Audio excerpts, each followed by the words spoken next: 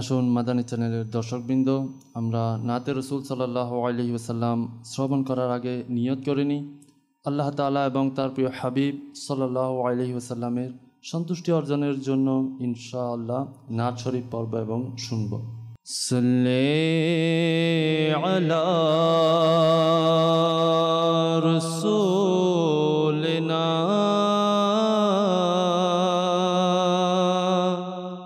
সাল্লি আলা মুহাম্মাদিন সাল্লি আলা নবিয়িনা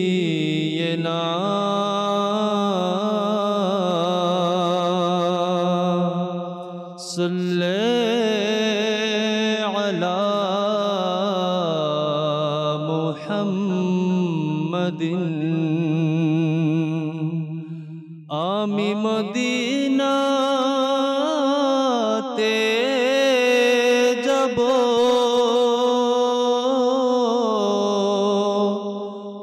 আজ নহে তো কাল যাব। আকা আমায় ডাকিবে, আজ নহে তো কাল যাব।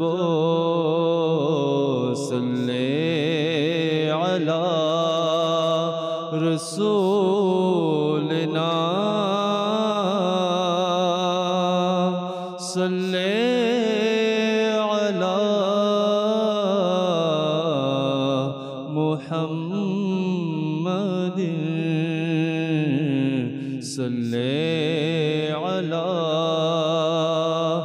নবিয়িনা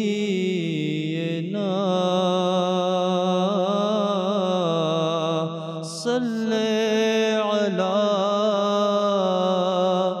মুহাম্মাদিন। মন চায় যেতে মদিনা, মন চায় যেতে মদিনা। দেখিব শাহে মদিনা, মন চায় যেতে মদিনা, মন চায় যেতে মদিনা। দেখিব শাহে মদিনা, একদিন আমিও যাব, একদিন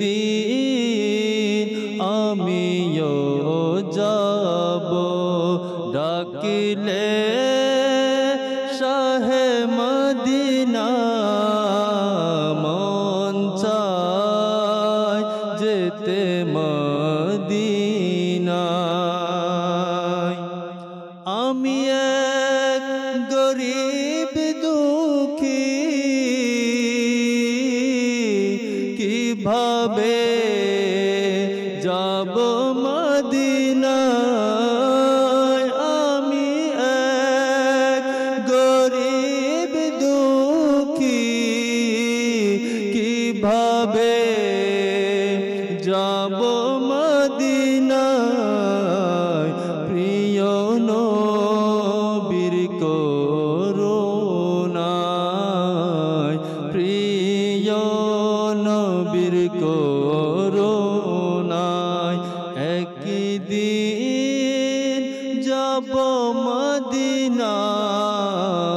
মন চায় যেতে মদিনা, দেখিব শাহে মদিনা, মন চায় যেতে মদিনা।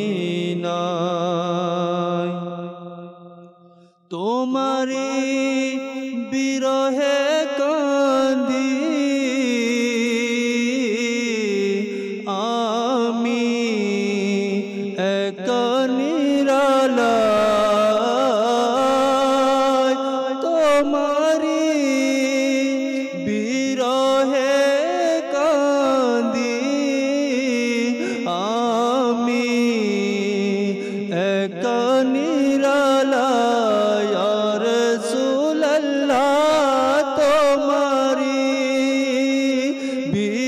বিরহে কাঁদি আমি একা নিরালায়, জানি না কত যে সুন্দর,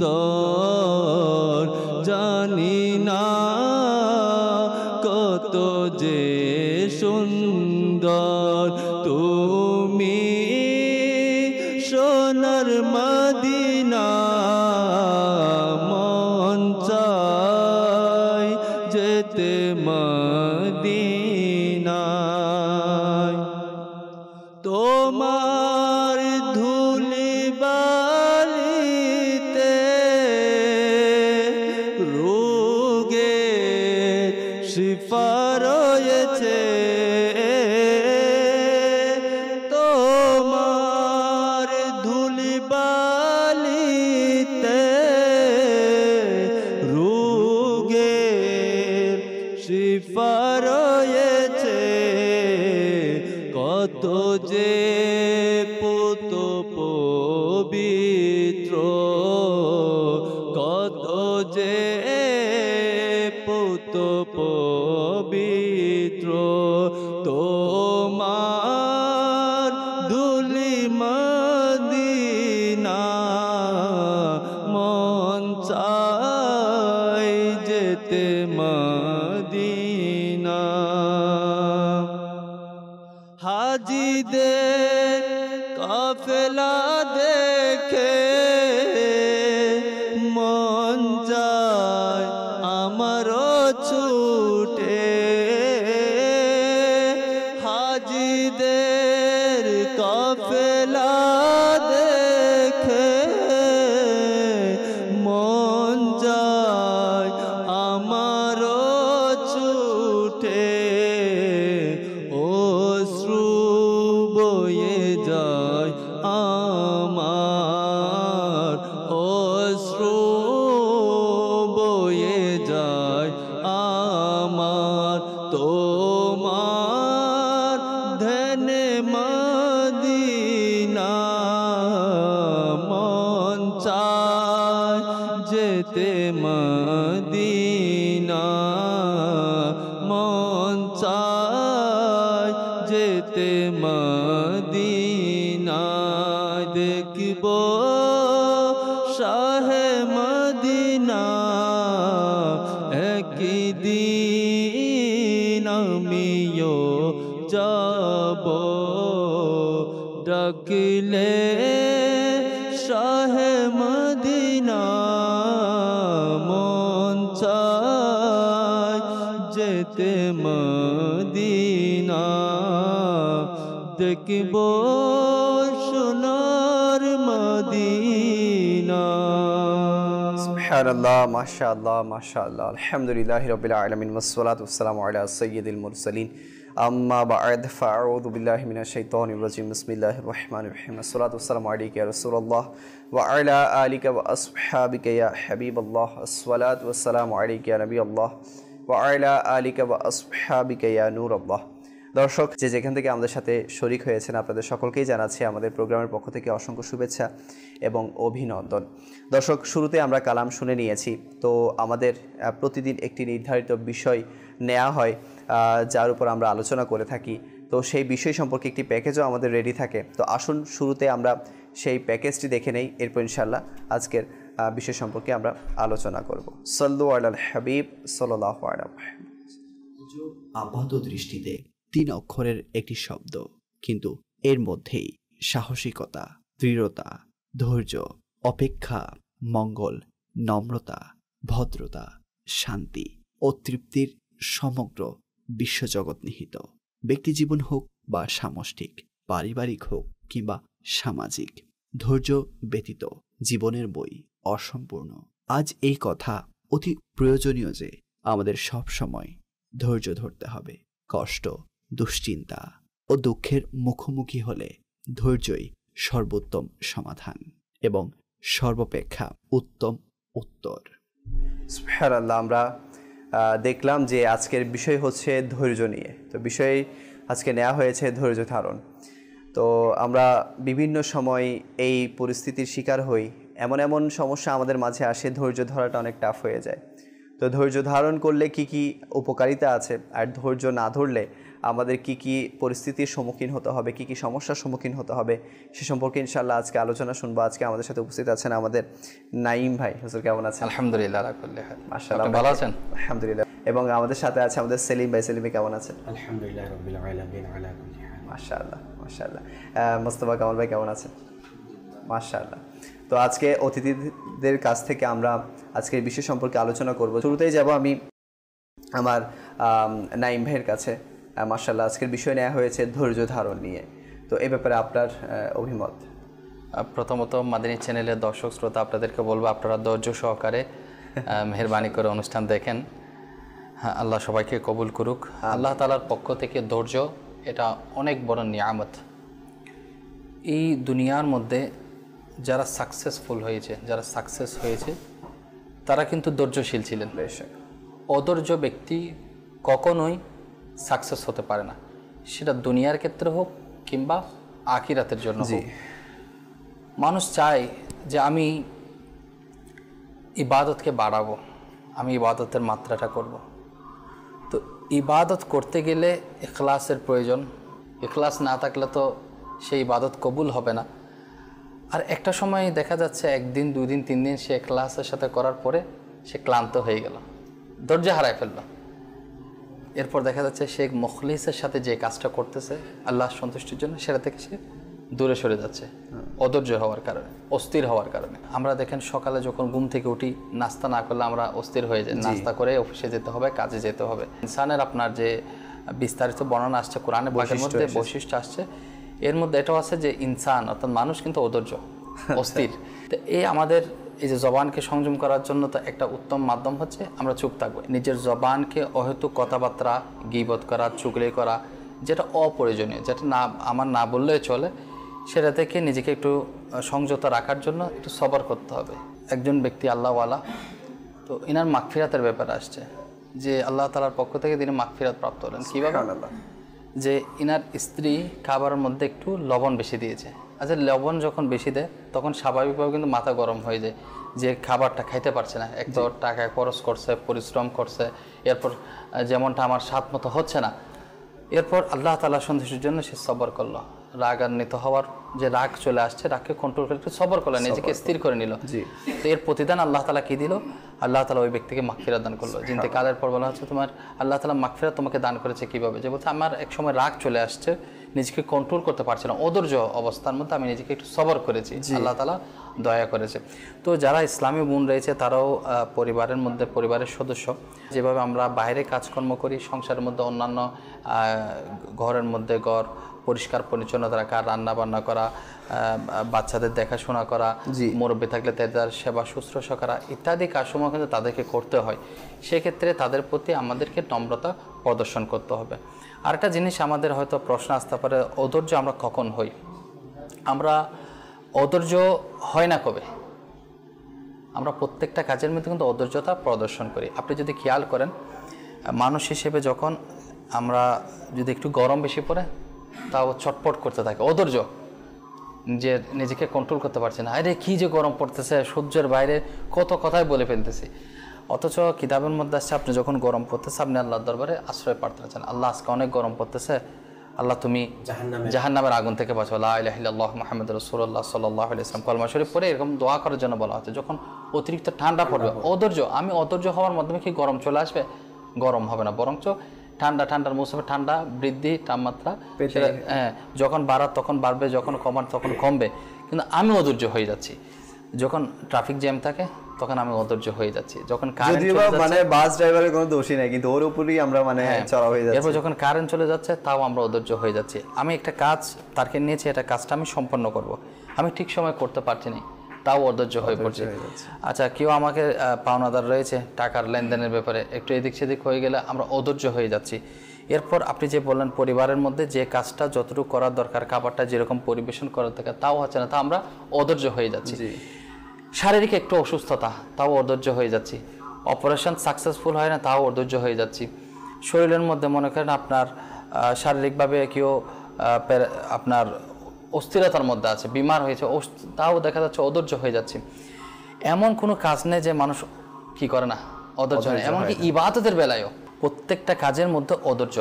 অথচ আল্লাহ সুবহানাহু ওয়া তাআলা আল্লাহ তাআলার বান্দাকে ধৈর্য ধারণের জন্য তাগিদ দিয়েছেন কোরআনে পাকের মধ্যে, হাদিসে পাকের মধ্যে। দেখেন সবচাইতে বেশি আমাদের যারা বুজুর্গানে দিন, আম্বে কেরাম, সাহাবায়ে কেরাম, যারা রয়েছে আউলিয়া কেরাম, এনারা এত বেশি ধৈর্য ধারণ করেছে, কারণ সফলতার চাবিকাঠি হচ্ছে ধৈর্য।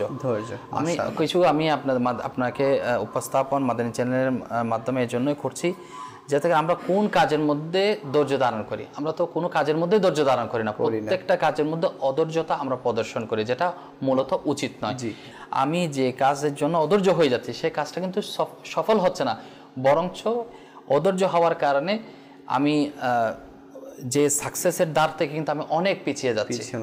এই জন্য দর্শক মাশাআল্লাহ খুব সুন্দরভাবে আমাদের নাঈম ভাই বলেছেন যে ধৈর্যের ব্যাপারে। ধৈর্য তো আমরা কোনো কাজেই ধরি না, যারা ধরে তারা তো মাশাআল্লাহ অনেক উপরের স্তরের নেককার বান্দা। যাক, আল্লাহ তাআলা আমাদের সবাইকে ধৈর্য ধারণ করার তৌফিক দান করুক। সেলিম ভাই আছে জি হুজুর, কোরআনে পাক থেকে আপনি মাশাআল্লাহ ধৈর্যের ব্যাপারে আলোচনা করবেন। জি, আল্লাহ তাআলা আমাদের সবাইকে ধৈর্য ধারণ করার তৌফিক দান করুন। আমিন। আসলে আমার নাঈম ভাই খুব সুন্দরভাবে যে ধৈর্য সম্পর্কে বিস্তারিত বর্তমান প্রেক্ষাপট অনুযায়ী তুলে ধরেছেন, যেটা আমাদের জন্য অত্যন্ত জরুরি ছিল। আর যেহেতু আজকে আমাদের আলোচ্য বিষয় হচ্ছে ধৈর্য ধারণ, ইনশাআল্লাহ এই ধৈর্য ধারণ করলে এটার ফজিলত কী, আর পাশাপাশি ইনশাআল্লাহ কী কাজ করলে ধৈর্য ধরাটা আমার জন্য সহজ হবে, ইনশাআল্লাহ এই বিষয়ে কিছু আলোচনা শ্রবণ করি। প্রথমে আমরা আমাদের প্রিয় আল্লাহ তাআলা কি বলেছেন, যেহেতু উনি আমাদের সৃষ্টিকর্তা, ধৈর্য ধারণ করলে আমাদের কেমন ফজিলত। আমার আল্লাহ তাআলা বলছেন তার পবিত্র কালামুল্লাহ শরীফের মধ্যে, বিসমিল্লাহির রহমানির রহিম, ইয়া আইয়ুহাল্লাযীনা আমানুস্তাঈনু বিস-সাবরি ওয়াস-সালাহ। প্রথমে আল্লাহ তাআলা ঈমানদারদেরকে উদ্দেশ্য করে বলছেন, ইয়া আইয়ুহাল্লাযীনা আমানু, হে ঈমানদারগণ, ইস্তাঈনু, তোমরা সাহায্য প্রার্থনা করো, আল্লাহ তাআলার কাছে সাহায্য প্রার্থনা করো, দোয়া করো। কারণ অপর এক আয়াতের মধ্যে আল্লাহ তাআলা বলেছেন, উদউনি আস্তাজিব লাকুম। আচ্ছা, বিস-সাবরি ওয়াস-সালাহ, ধৈর্য এবং নামাজের মাধ্যমে মুমিনদেরকে আল্লাহ পাক রব্বুল আলামিন আল্লাহ তাআলার দরবারে সাহায্য প্রার্থনা করার জন্য বলেছেন। কেন বলেছেন? এরপর এই আয়াতে মুবারাকের শেষে আমার আল্লাহ তাআলা বলছেন, ইন্নাল্লাহা মা'আস-সাবিরিন, নিশ্চয়ই আল্লাহ তাআলা ধৈর্যশীলদের সাথে রয়েছেন। তাহলে দেখুন লিয়াকত ভাই, আজকে যারা আমরা যে ইবাদতের ক্ষেত্রে বলেন, দুনিয়াবি কাজের ক্ষেত্রে বলেন, প্রতিটা ক্ষেত্রে বলেন যে আমরা অধৈর্য হয়ে যাচ্ছি, তো আমরা অধৈর্য, এটা আমাদের দুনিয়ার মধ্যে সাকসেসফুল না হওয়ার মূল একটা কারণ। আচ্ছা, আমরা অধৈর্য হওয়াটা মানে ধৈর্য ধারণ না করাটা পরকালের মধ্যে সাকসেসফুল না হওয়ার জন্য একটি অন্যতম কারণ। কিন্তু আল্লাহ তাআলা বলেছেন যারা ধৈর্য ধারণ করে, সেটা ইবাদতের ক্ষেত্র হোক, ফ্যামিলি মেম্বারদের যে বিষয়গুলি আমার নাঈম ভাই তুলে ধরেছেন এই বিষয়গুলো হোক, বা আমাদের দুনিয়াবি ব্যবসার ক্ষেত্র হোক, বা যে কোনো ক্ষেত্রে আমরা যদি ধৈর্য ধারণ করি, তাহলে ইনশাআল্লাহ আযজা ওয়া জাল আমার আল্লাহ তাআলা বলছেন, ইন্নাল্লাহা মা'আস-সাবিরিন, নিশ্চয় আমি ধৈর্যশীলদের সাথে আছি। আচ্ছা, এই আয়াতের পরে অপর এক আয়াতের মধ্যে যারা আমরা দুনিয়ার মধ্যে ধৈর্য ধারণ করছি না, কেন? অনেক সময় দেখা যায় ব্যবসার ক্ষেত্রে আমরা ধৈর্য ধারণ করছি না, ছেলে সন্তানের ক্ষেত্রে কোনো সমস্যা হলে আমরা ধৈর্য ধারণ করছি না, ধন সম্পদে কোনো প্রবলেম হলে আমরা ধৈর্য ধারণ করছি না। কিন্তু আমার আল্লাহ তাআলা কি বলছেন এই পরবর্তী আয়াতের মধ্যে? আমার আল্লাহ তাআলা বলছেন, ওয়ালানাবলুওয়ান্নাকুম বিশাইইম মিনাল খাউফি ওয়াল জুই ওয়া নাকসিম মিনাল আমওয়ালি ওয়াল আনফুসি ওয়াস সামারাত ওয়া বাশশিরিস সাবিরিন। কানজুল ঈমান থেকে আমি আয়াত মুবারাকার অনুবাদটা শোনাচ্ছি। এবং অবশ্যই আমি তোমাদেরকে পরীক্ষা করব। কে বলছেন?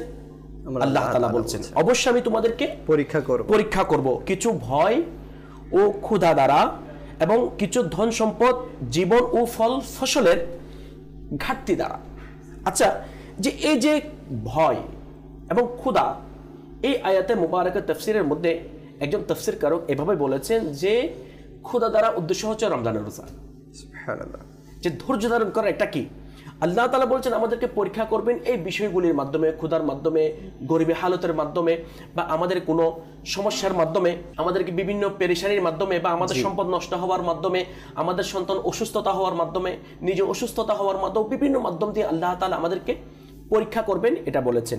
এরপর আল্লাহ তাআলা বলছেন ওয়াবাশশিরিস সাবিরিন, এবং সুসংবাদ শোনাও ওইসব যারা ধৈর্য ধারণ করে তাদেরকে। তাহলে যেখানে আমার আল্লাহ তাআলা যারা ধৈর্য ধারণ করে তাদের জন্য সুসংবাদ দিয়েছেন, এবং অপর এক আয়াতের মধ্যে আল্লাহ তাআলা বলছেন ইয়া আইয়ুহাল্লাযীনা আমানুসবিরু, হে ঈমানদারগণ তোমরা ধৈর্য ধারণ করো।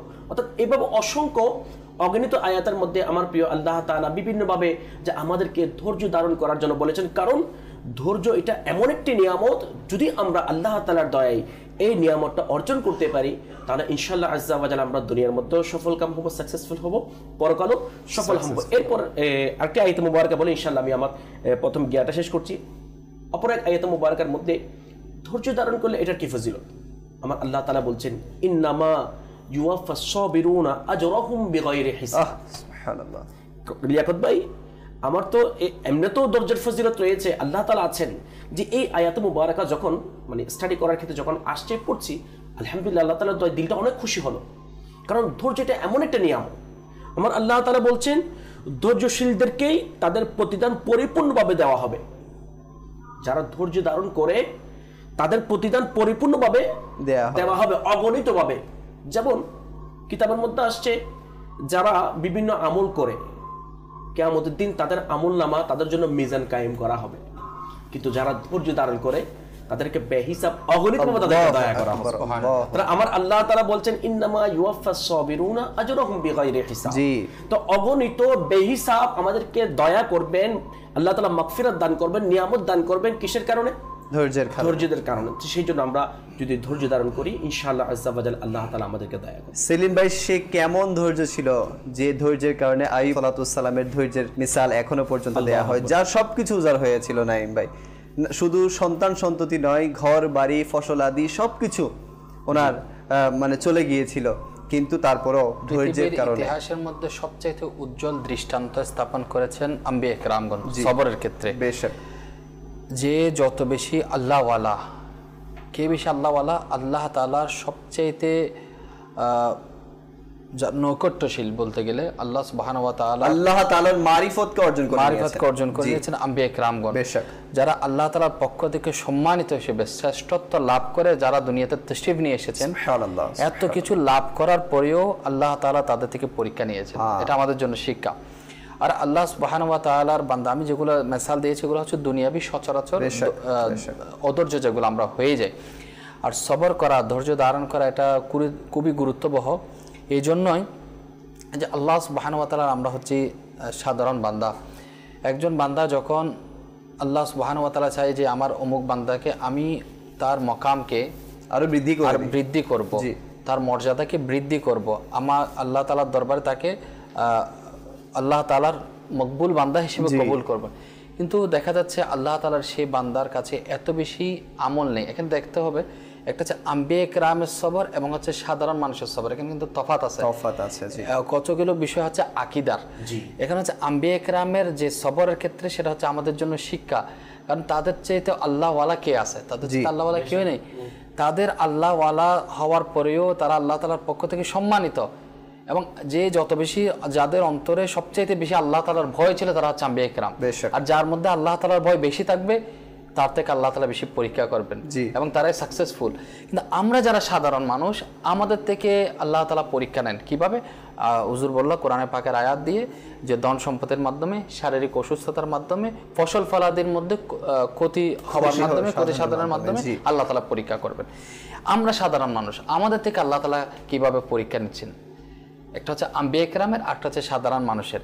তো কিছু মর্যাদাবান আল্লাহওয়ালা যারা আম্বিয়া কেরাম বলেন, সাহাবায়ে কেরামগণ বলেন, যারা গৌস কুতুব আবদাল বলেন, এদের ক্যাটাগরিটা আলাদা। আমি সাধারণ মানুষের ধৈর্যের ব্যাপারে এরকম যে কিতাবের মধ্যে আসছে যখন সাধারণ মানুষ সে যখন সেই মর্যাদায় উপনীত হতে পারছে না যেটা আল্লাহ তাআলা তার জন্য রেখেছেন, তার নসিবের মধ্যে রেখেছেন, এখন কিভাবে সম্ভব? সে তো ওই রকম ইবাদত করতে পারছে না যেরকমটা করার দরকার, যেরকম একনিষ্ঠতার সাথে আল্লাহকে ডাকার কথা সে ডাকতে পারছে না, তার দ্বারা হচ্ছে না সেটা। তখন আল্লাহ তাআলা ওই বান্দাকে বিভিন্ন পেরেশানি মুসিবতের মধ্যে লিপ্ত করে দেন। আর যখন সে মুসিবতের মধ্যে, পেরেশানগ্রস্তের মধ্যে যখন সে সবর করে, ধৈর্য ধারণ করে, আল্লাহ সুবহানাহু ওয়া তাআলা এই ধৈর্যের বিনিময়ে আল্লাহ তাআলার ওই বান্দাকে যে মর্যাদায় তাকে উপনীত করার জন্য আল্লাহ তাআলা তাকে কবুল করেছেন, সেই জায়গার মধ্যে আল্লাহ তাআলা কবুল করেন আল্লাহু তাকে। আকবার, আল্লাহু আকবার। তো আসুন কিছু দর্শকের কল আছে, আমরা কলগুলো নিয়ে নেই, এরপর ইনশাআল্লাহ সামনের দিকে আগ বাড়াবো। জি, অনুষ্ঠান দেখতেছি, খুব সুন্দর লাগতেছে। আমি একটি মানকাওয়াত শুনতে চাই, আমার আত্মার জিন্দাবাদ।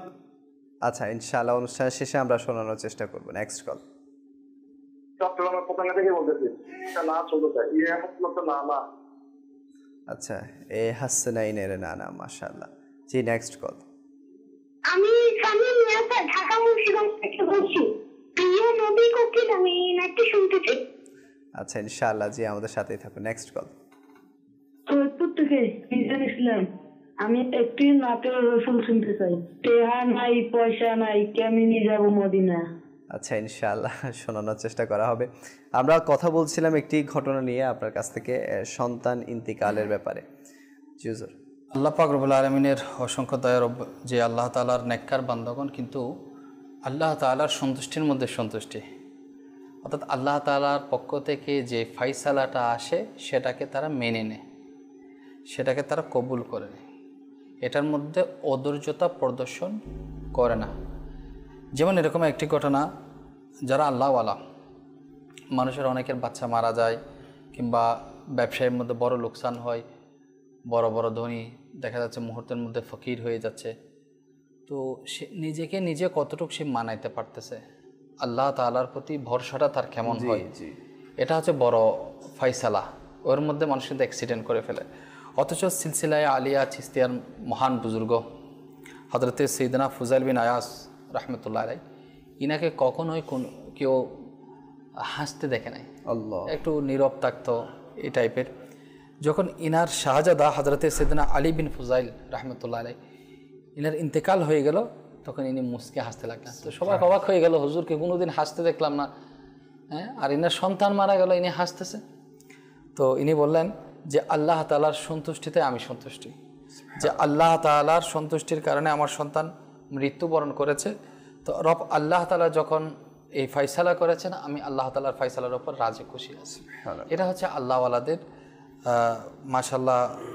যতই বিপদ আসুক, মুসিবত আসুক, একটা আছে না যে সবাই আশা করে যে আমার সন্তান আমাকে কবর দিবে, আমার সন্তান আমার লাশ কাঁধে উঠাবে, আর নিজের সন্তানের লাশ যদি নিজেকে উঠাতে হয়, এটা ওই বাবা বুঝবে, ওই মা বুঝবে যার সন্তান ইন্তেকাল করেছে। তো প্রত্যেকটা কাজের মধ্যে সবর করা আবশ্যক আমাদের জন্য। যেমন হযরতে সৈয়দনা ফাতে মাউসিলি রহমতুল্লাহ আলাইহি, ইনার সম্মানিতা সহধর্মিনী যিনি ছিল, ইনি একবার এত বেশি পায়ের মধ্যে জোরে আঘাত পেল যে ইনার নখ সেটা ভেঙে গেল। সাথে সাথে দেখা যাচ্ছে এত বেশি চিৎকার করবে, মানুষ যখন একটু ব্যথা পায়, উচট খায়, তখন চিৎকার করে ওঠে। তো ওই মহিলা চিল্লানোর পরিবর্তে, উফ করার পরিবর্তে তিনি হাসতে রইলেন, মুচকে হাসতে রইলেন। কেউ জিজ্ঞেস করলেন, আঘাতে কি আপনাকে ব্যথা দিচ্ছে না? আপনি কি ব্যথিত হচ্ছেন না? আপনি এই কেমন অবস্থা যে আপনি হাসতেছেন? বলো, ধৈর্য ধারণের যে প্রতিদান সেটা আমি দেখতে পাচ্ছি। আমি তো জানি যে বিপদের সময়, মুসিবতের মধ্যে ধৈর্য ধারণ করলে কেমন ফজিলত আল্লাহ তাআলা রেখেছেন। এর সওয়াব অর্জনের ক্ষেত্রে আমি এত বেশি খুশি, এই খুশিতে আমি আমার ব্যথায় ভুলে গিয়েছি। আল্লাহওয়ালা কিংবা আল্লাহ তাআলার নেককার বান্দা কিংবা বান্দি যারাই রয়েছে আল্লাহ তাআলার সন্তুষ্টির জন্য, তারা কি থাকতো?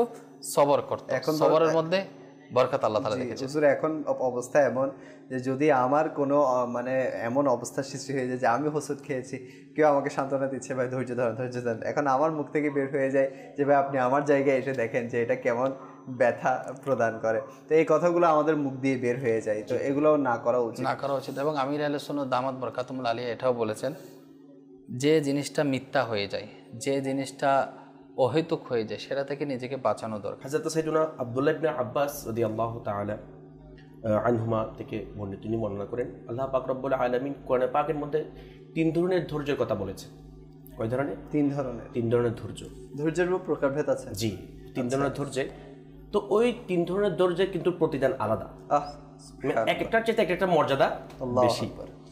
তো উনি এভাবে বর্ণনা করছেন, আমি সংক্ষেপে বলছি যেহেতু অনেক লম্বা। যিনি ওনার শক্তি আছে, ক্ষমতা আছে, কেউ তাকে গালি দিল বা তার বিরুদ্ধে কোনো অপবাদ দিল, কোনো কিছু করলো, কিন্তু তার শক্তি আছে সেটা প্রতিবাদ করার, প্রতিহত করার, প্রতি উত্তর দেওয়ার। আলহামদুলিল্লাহ, যেটা আমার আমির আহলে সুন্নাত আমাদেরকে শেখাচ্ছেন, মানে প্রতি উত্তর না দেওয়ার জন্য, ধৈর্য ধারণ করার জন্য, সবর করার জন্য, যেটা দাওয়াত ইসলাম আমাদেরকে শেখাচ্ছে। তো তিনি বলছেন, তিনি রাদিয়াল্লাহু তাআলা আনহু বলছেন যে এই অবস্থা যারা ধৈর্য ধারণ করবে, মানে তার শক্তি আছে, এরপরও তিনি প্রতিশোধ নিচ্ছেন না, নেই ধৈর্য ধারণ করেছেন, তিনি বলছেন এর সওয়াব হচ্ছে 300 দরজা, মানে ওনার মর্যাদা হচ্ছে 300। আল্লাহ, 300 গুণ বেড়ে যাবে, 300 গুণ বেড়ে যাবে মর্যাদা, 300। আল্লাহু আকবার। আচ্ছা, এরপর যে ব্যক্তি হারাম বস্তুর যে ইনকাম করার সুযোগ হলো, সুদ খাওয়া, ঘুষ খাওয়া, অন্য সম্পদ আত্মসাৎ করা, যেগুলো আল্লাহ পাক নিষেধ করেছেন, হারাম করেছে, জি, ওই বস্তু যখন মানে খাওয়া থেকে সে নিজেকে হেফাজত করবে, যদিও সে হাত বাড়ালেই পাচ্ছে, জি, ধৈর্য ধারণ করবে, তখন তিনি বলছেন এর সওয়াবের যেটা মর্যাদা গুণ বৃদ্ধি করা হবে সেটা হচ্ছে 600। আল্লাহু আকবার।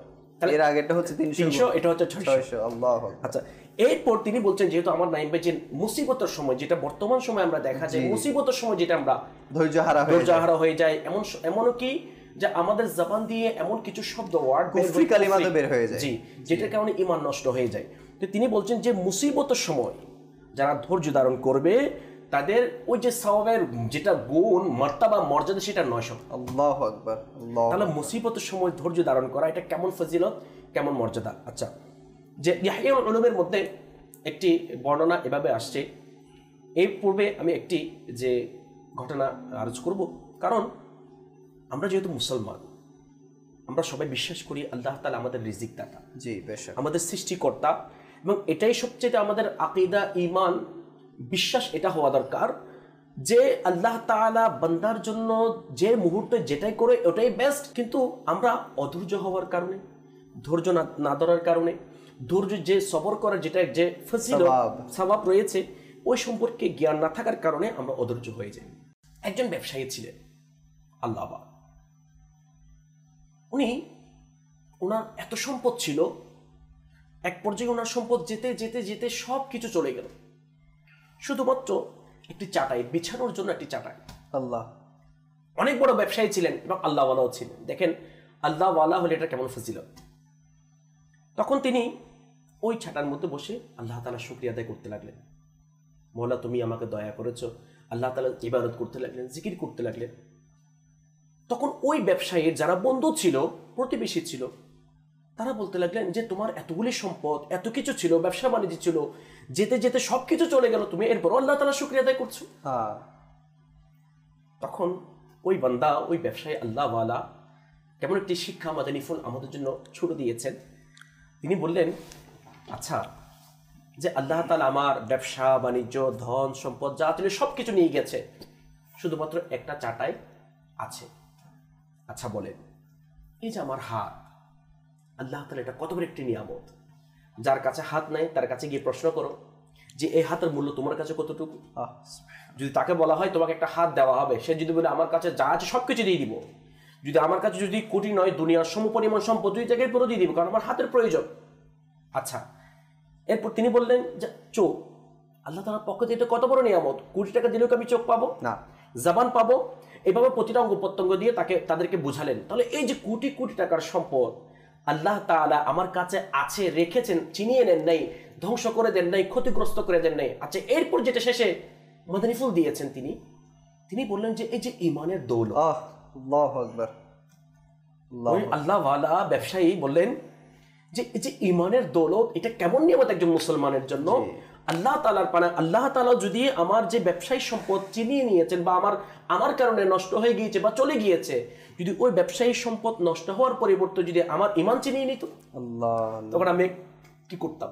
তো সেই জন্য এই যে এই নিয়ামতগুলি আল্লাহ তাআলা আমাদেরকে দিয়েছেন, সেই জন্য আমি প্রতিটা মুহূর্তে আল্লাহ তাআলার দরবারে শুকরিয়া আদায় করছি। এইভাবে একটি রিওয়ায়াত বর্ণনা ইয়াহইয়াউল উলুমের মধ্যে ইমাম গাজ্জালী রাহমাতুল্লাহি তাআলা আলাইহি এইভাবে বর্ণনা করেছেন, আমার রাসূল পাক সাল্লাল্লাহু আলাইহি ওয়াসাল্লাম আনসারী সাহাবী যারা ছিলেন তাদের কাছে তাশরীফ নিয়ে গেলেন। তখন আমার রাসূল পাক সাল্লাল্লাহু আলাইহি ওয়াসাল্লাম প্রশ্ন করলেন, क्या तुम মুমিন हो, মানে তোমরা কি মুমিন? রাসূল পাক সাল্লাল্লাহু আলাইহি ওয়াসাল্লাম আনসারী সাহাবীদেরকে প্রশ্ন করছেন কি তোমরা কি মুসলমান? মুমিন, তখন তারা খামোশ, চুপ ছিল, কোনো আওয়াজ করেনি। তখন উমর ফারুক আজম রাদিয়াল্লাহু তাআলা আনহু রিপ্লাই উত্তর দিলেন, জি হ্যাঁ আলহামদুলিল্লাহ আমরা মুমিন।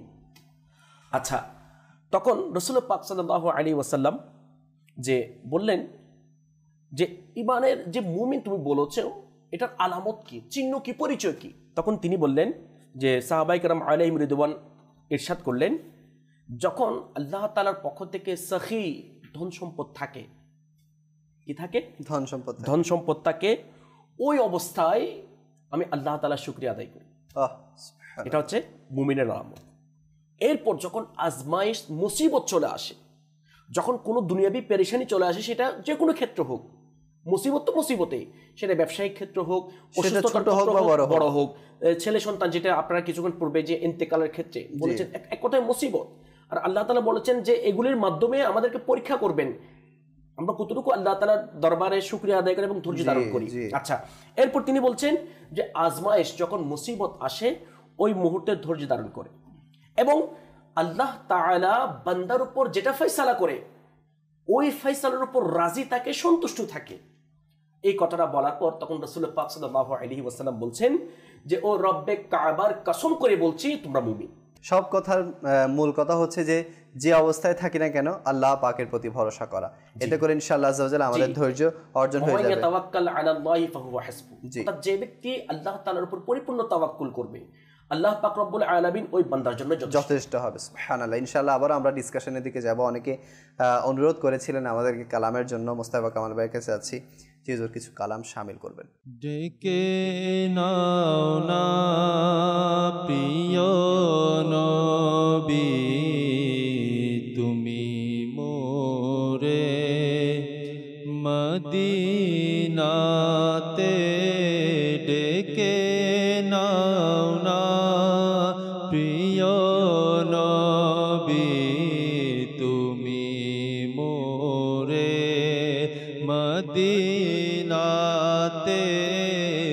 আসি যেন জলে ভেজা নয়ন নিয়ে, মদিনাতে আসি যেন জলে ভেজা নয়ন নিয়ে, মদিনাতে ডেকে নাও না প্রিয় নবী, তুমি মোরে মদিনাতে, ডেকে নাও না তুমি মোরে প্রিয় নবী, মদিনাতে আসি যেন জলে ভেজা নয়ন নিয়ে, মদিনাতে।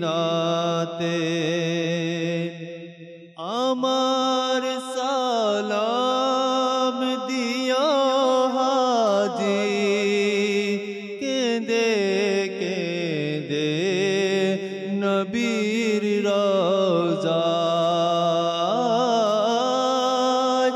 আমার সালাম দিও হাজি নবীর রওজায়, কেঁদে কেঁদে প্রিয় নবীর রওজা শরীফ যখন দেখিবে, মদিনাতে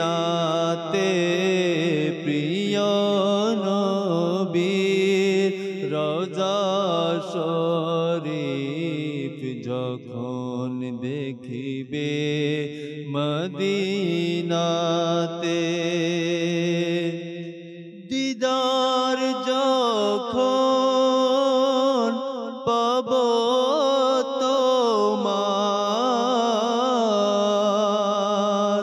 তখনই ঈদ হবে আমার, ইয়া রাসূল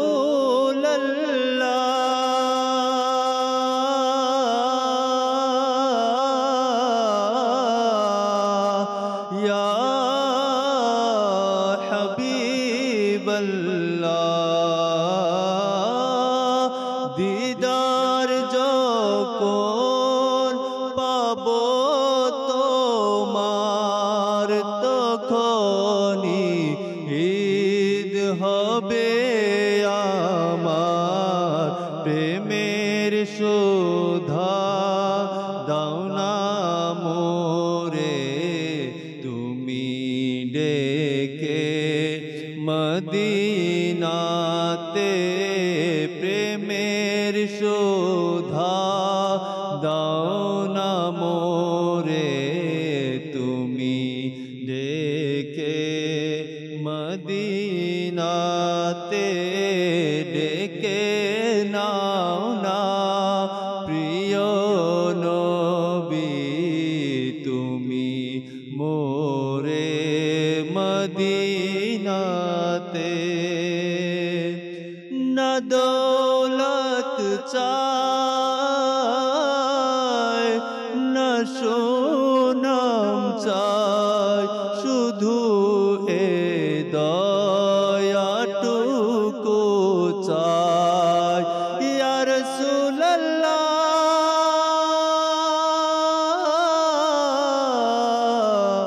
ইয়া রাসূলুল্লাহ তুমি মোরে মদিনাতে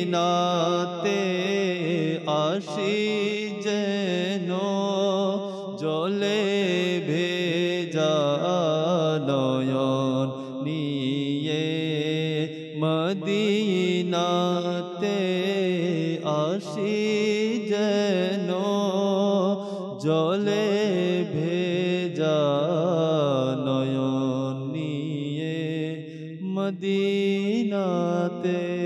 সুবহানাল্লাহ সুবহানাল্লাহ। দর্শক, সেই মদিনাওয়ালা কেমন ছিলেন যার ধৈর্যের মেসাল পাওয়া যায় না।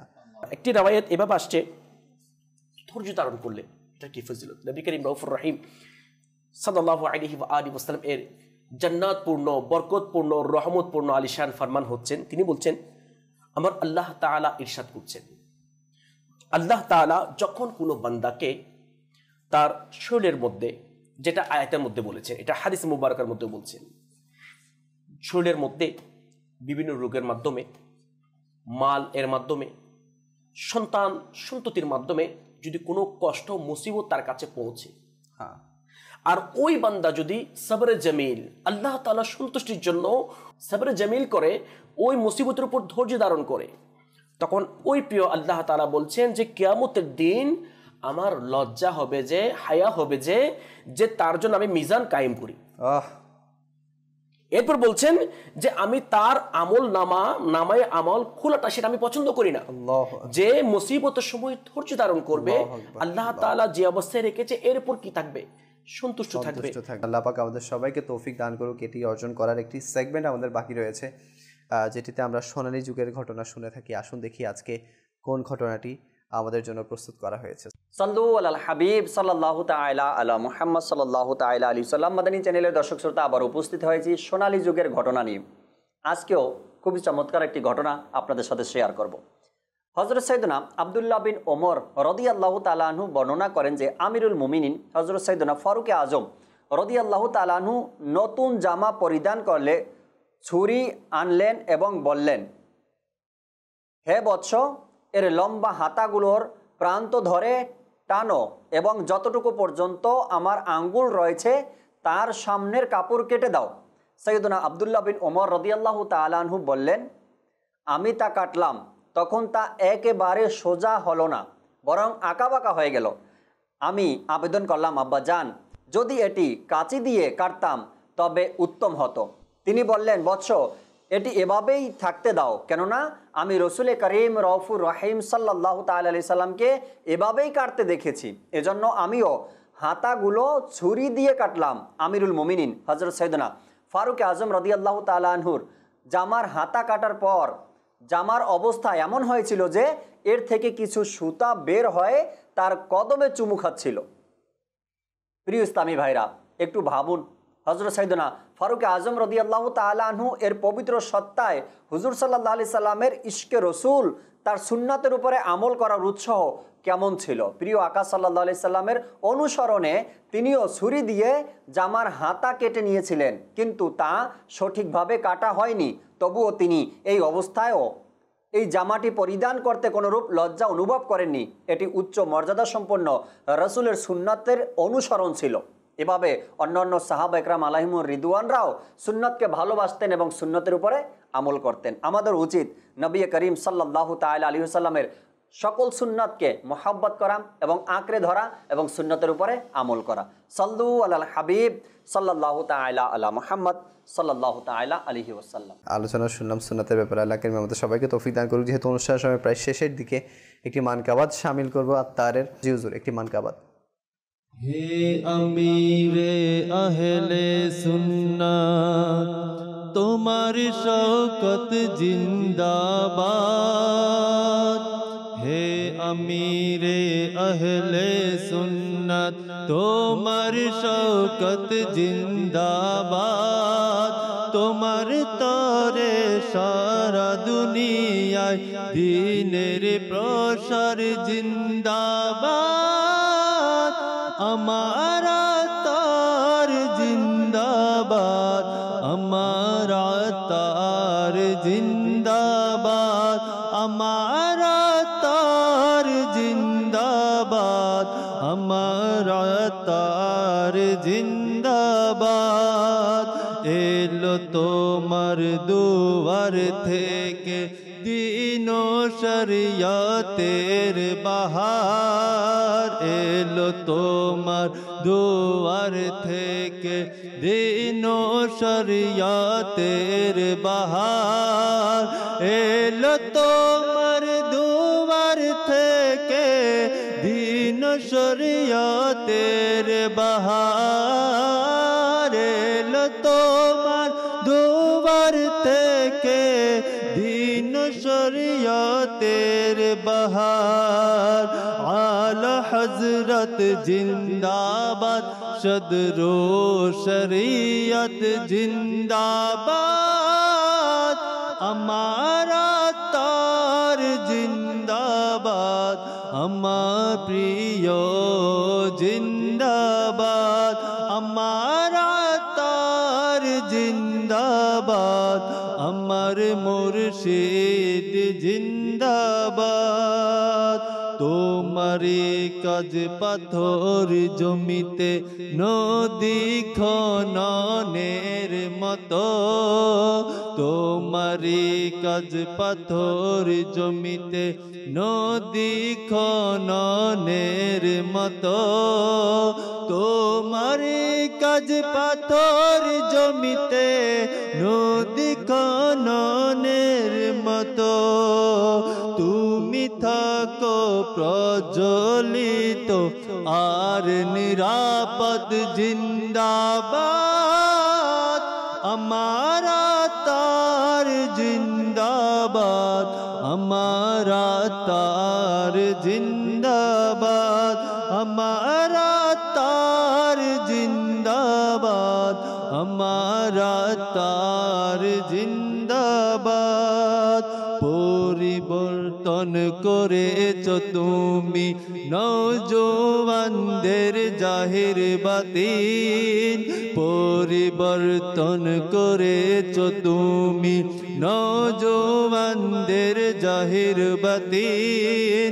পরিবর্তন করেছ তুমি নওজোয়ানদের জাহির বাতিন।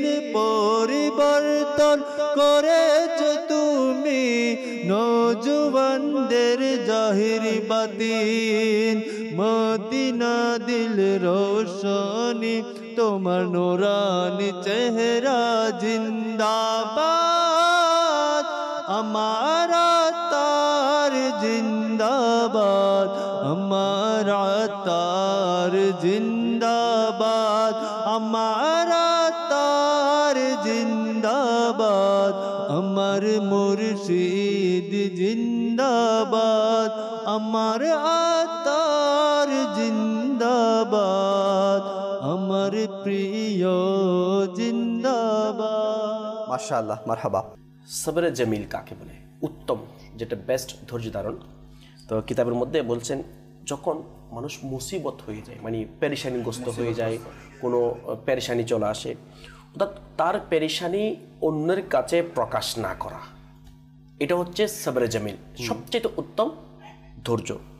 এবং আলাতারিন ধৈর্য, যেটা ঊর্ধ্ব, মানে সর্বোচ্চ একটা স্থান রয়েছে, সেটা কিতাবের মধ্যে বর্ণনা করা হচ্ছেন যখন অন্যের কাছ থেকে যখন কোনো কষ্ট পাওয়া হবে, ওই মুহূর্তে যদি আমরা ধৈর্য ধারণ করি, তাহলে ইনশাআল্লাহ আজ্জা ওয়া জাল এটা হচ্ছে সর্বোত্তম ধৈর্য। আর আমার রাসূল পাক সাল্লাল্লাহু আলাইহি ওয়াসাল্লাম এরপর একটা হাদিস মুবারক এনেছেন, যারা তোমার সাথে সম্পর্ক ছিন্ন করে, তুমি তার সাথে সম্পর্ক সিলে রাহমি করো। যে তোমাকে বঞ্চিত করে, তুমি তাকে দান করো। যে তোমার উপর জুলুম করে, তুমি তাকে মাফ করে দাও। সেটা কখন আসবে? যখন আপনি ধৈর্য ধারণ করবেন। তো সেই জন্য আল্লাহ তাআলা আমাদের সবাইকে আল্লাহ তাআলা সন্তুষ্টির জন্য ধৈর্য ধারণ করার সেই তৌফিক আল্লাহ তাআলা আমাদের। মাশাআল্লাহ। দর্শক, আজকে আমরা ধৈর্যের ব্যাপারে অসংখ্য আয়াতে কারিমা এবং আহাদিসে তাইয়্যিবা থেকে শুনেছি ফজিলতের ব্যাপারে। আল্লাহ কারীম আমাদের সবাইকে সব সময় সব ধরনের পরিস্থিতিতে ধৈর্য ধারণ করার তৌফিক দান করুক। আল্লাহ কারীম আমরা যা কিছু শুনেছি এর উপর আমল করার তৌফিক দান করুক। আজকে এতটুকুই, এখানে শেষ করছি। সাল্লু আলাল হাবিব সাল্লাল্লাহু আলা মুহাম্মদ সাল্লাল্লাহু তাআলা আলাইহি ওয়া আলিহি ওয়াসাল্লাম।